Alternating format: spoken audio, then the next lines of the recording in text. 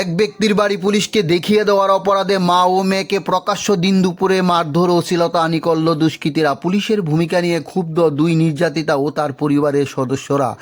নির্যাতিতা পরিবারের পক্ষ থেকে বিচার চাইলেন মাননীয় মুখ্যমন্ত্রীর কাছে। বিচার না পেলে ভয়ঙ্কর পদক্ষেপের হুমকি দিল নির্যাতিতা পরিবারের সদস্যরা। ধর্মনগর মহিলা থানায় অনেক চাপাচাপি করার পর মামলা নিলেও একজনকে আটক করেছেন পুলিশ। বাকি অপরাধীরা পুলিশের ধোঁয়াছোঁয়ার বাইরে রয়েছেন এখনও। গোটা ঘটনাটি নিয়ে সংশ্লিষ্ট এলাকাতে চাঞ্চল্য ছড়িয়েছে। পুলিশের কাজে সাহায্য করতে গিয়ে প্রকাশ্য দিন দুপুরে যুবতী মেয়ে ও মাকে শ্লীলতাহানি ও মারধর করল।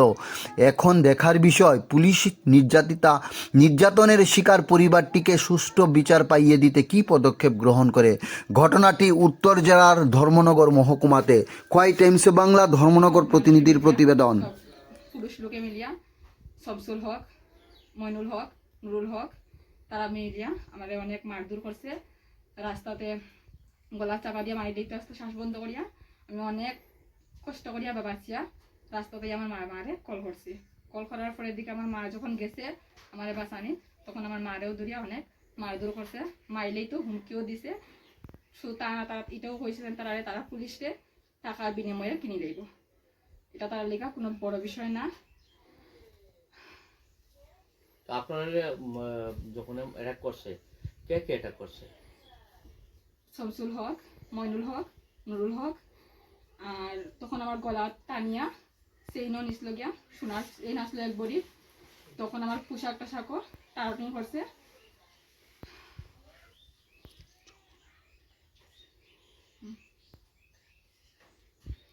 গলা টিপিয়া মানে মারার চেষ্টা করছে। আপনার নাম?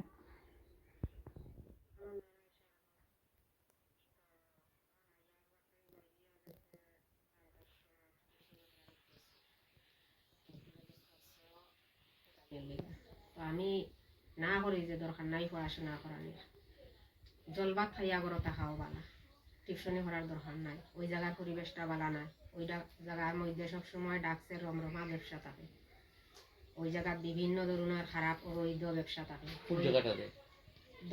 রেল স্টেশন খালিবাড়ি, ওই জায়গাটা সাংঘাতিক খারাপ। ওই জায়গায় যাওয়ার কোনো দরকার নাই, আমি আমার মেয়েরে না করি। তারপরেও ওই বাড়ির হামিদ মিয়ার ছেলের বউ ফুসলাইয়া ফাসলাইয়া আমার মেয়েরে নিয়ে যায় পড়াশোনা করাইবার লাগে তার বাচ্চারে।